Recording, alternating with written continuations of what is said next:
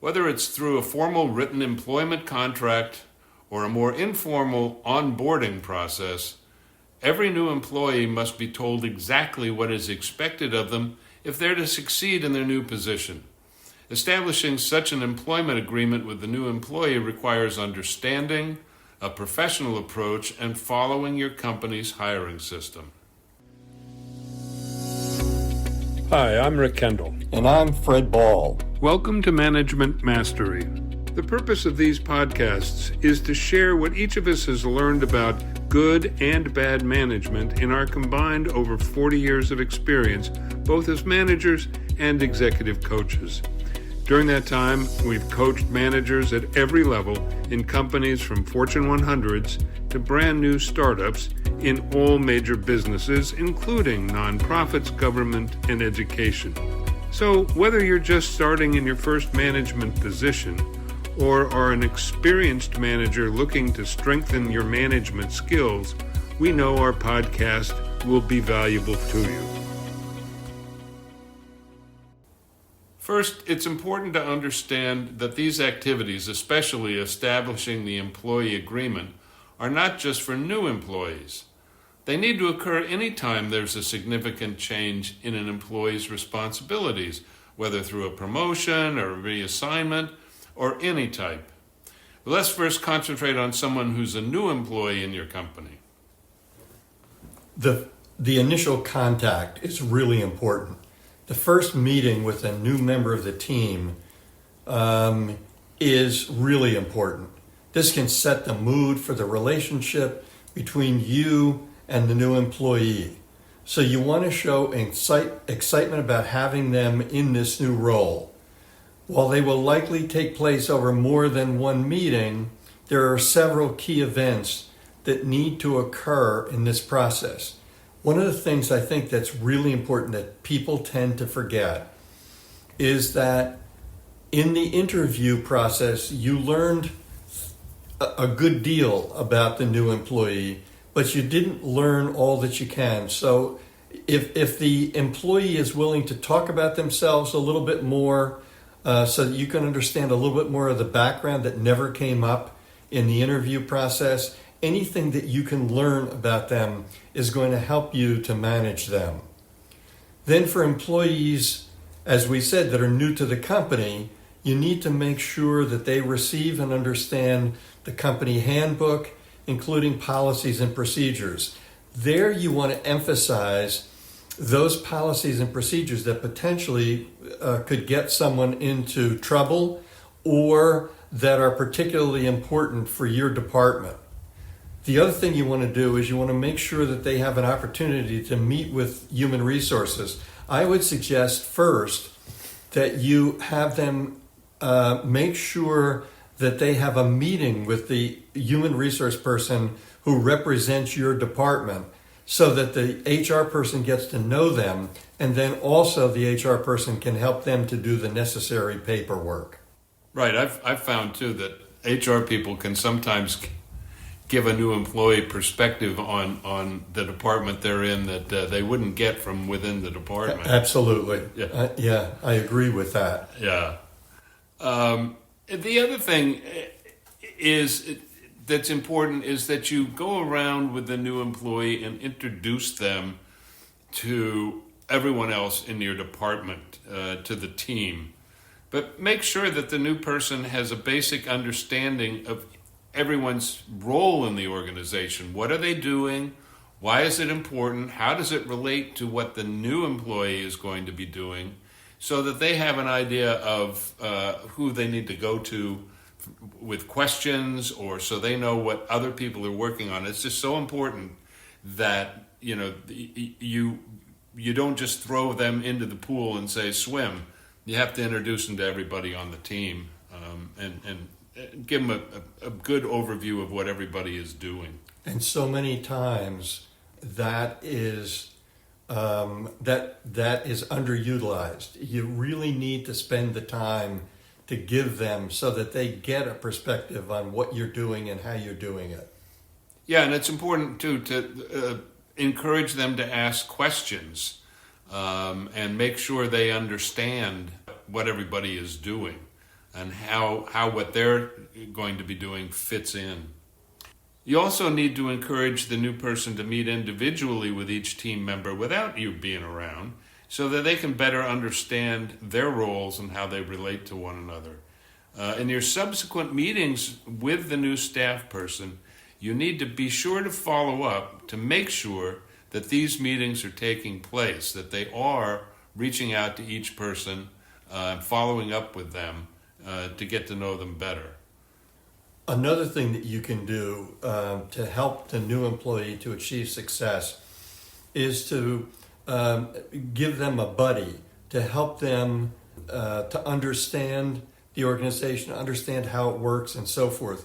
It's important that you select a key, more senior member of the team who will do this in the best way possible to talk both about the behavioral aspects as well as the content that they'll be doing in the job.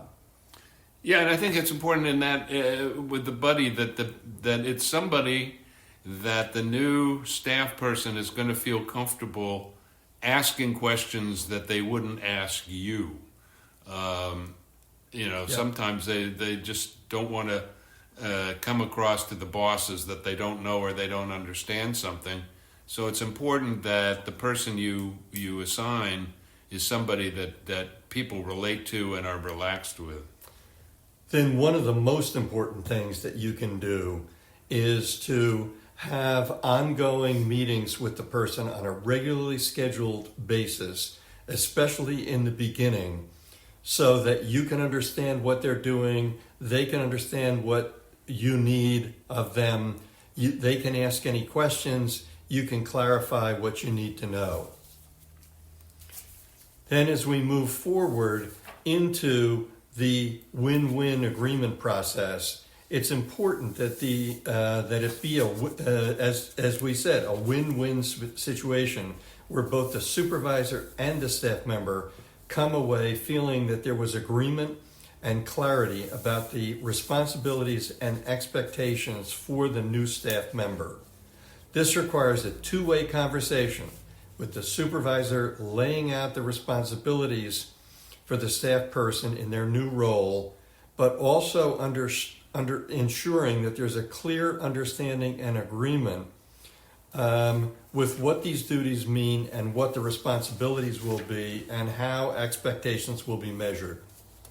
I think too, Fred, it's important, and sometimes it gets overlooked that the new person's coming in with an enthusiasm and their own kind of agenda may be the wrong word, but they took the job because they saw the opportunity to do something that they thought would be meaningful. And it's important that you understand, you the boss, understand what their hot buttons are and emphasize how they can accomplish those things that give the job meaning to them. It may be a little bit off the core mission, but you need to keep their enthusiasm up by understanding what parts of their new job they're most excited about. Rick, it's also important that they understand the larger context of the role, is it not? Oh yeah, and where they fit into it, and that comes back to, you want them to feel they're contributing to something larger, and that what they're doing is meaningful and important to the department and the company and how it fits in, because that also helps them to set priorities that make your department look good. Let's go back to what we were talking about with the win-win agreement. It's important to set the goals for the new person and help them in that process. It needs to be explicitly defined, and there needs to be an understanding and a commitment toward the highest mutual priorities. To ensure this, it's important that top priorities are spelled out for the individual, the department, and the company, and then the employee's responsibilities are laid out clearly and fully understood, and that mutual expectations are articulated. Yeah, and by understanding the specific goals with benchmarks and deadlines clearly understood and accepted, the staff person you need to press as to whether or not they feel the assignments are achievable. That is, so they see it in the bigger context. Do they think it's their assignments that they can successfully accomplish? And if not, why not? You have to give them the opportunity to say, well, maybe it would be easier or better, or I would have a better chance of succeeding if we did it this way rather than that. And you've got to address any of those concerns. It's also critical that clear measures of accountability for these expectations and goals are laid out and agreed to, so that everybody knows what's expected, when it's expected, what the deadlines are, etc. And not just what constitutes what's minimally acceptable, but also what would constitute exceeding expectations and goals. In other words, how can they go beyond the minimum so that they can see opportunities to really excel in their position? A bit ago, we talked about how important it was for you to have ongoing meetings with the new staff member. Most managers want to keep a close eye on how someone's doing in the beginning, make sure that they are achieving success, and then as trust builds, then they'll give that staff member more freedom. And eventually what you're hoping for is to give the person the maximum freedom possible to meet their assigned goals. And that has to be an earned process. It should be made clear that they are free to do whatever they need to do to accomplish the goals within the context of the company guidelines and the broader goals of the department. They should also be encouraged to be creative within limits if they feel there is a better, more effective, or more efficient way to achieve the desired results. That's so important because everybody wants to, the opportunity to be creative in a way. And I find in my experience, the really good staff people will come up not only with better ways to do something, but also expand the scope of what they're doing to improve the whole performance of the organization. So you want to encourage that kind of creative thinking, again, as long as they don't lose sight of what the immediate objectives are. You can go too far in a direction and the main objective doesn't get accomplished because everybody is thinking too big. At the end of the process, it's important that there should be a written summary of the agreement and the goals and the measures and the deadlines laid out. This is essentially the employment agreement.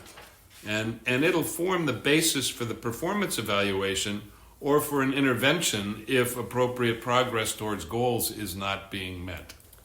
Well said. The fact that you need to have it down in writing is really important so that there's no confusion from either side.